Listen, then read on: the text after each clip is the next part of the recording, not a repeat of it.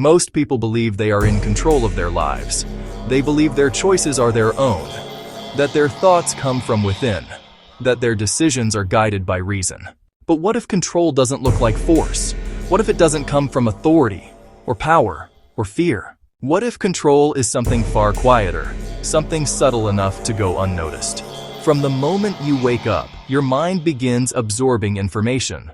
The tone of the morning, the notifications on your phone, the words you read, the voices you hear, each one leaves a mark. And none of them ask for permission. You don't need to be told what to think. You only need to be guided toward the right emotional state. This is how influence truly works, not by demanding obedience, but by shaping perception. The human brain is wired to seek meaning, to find patterns, to connect dots, even when they aren't there. And when uncertainty appears, the mind looks for something to hold on to. That is where influence begins, not in commands, but in suggestions. A carefully chosen phrase, a subtle emotional cue, a sense of urgency or belonging. You are not told what to believe. You are led to believe it on your own. This is why the most effective manipulation never feels aggressive. It feels natural, comfortable, almost invisible.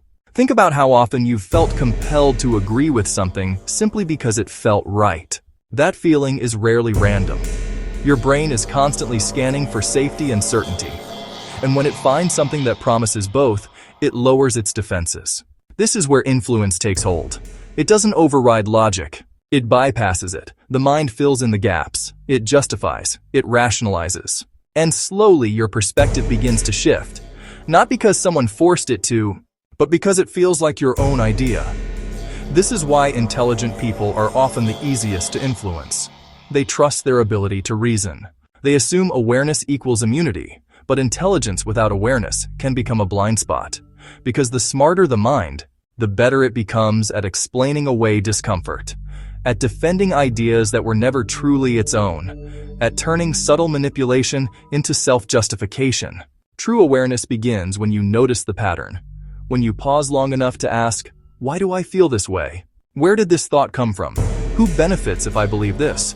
Awareness interrupts the process. It creates space between stimulus and reaction, and in that space, control begins to return. Not through resistance, not through fear, but through understanding. Because once you see how influence works, it loses its grip. The illusion fades, and what remains is clarity. This is the power of awareness. This is the beginning of freedom. This is Obscura Mind.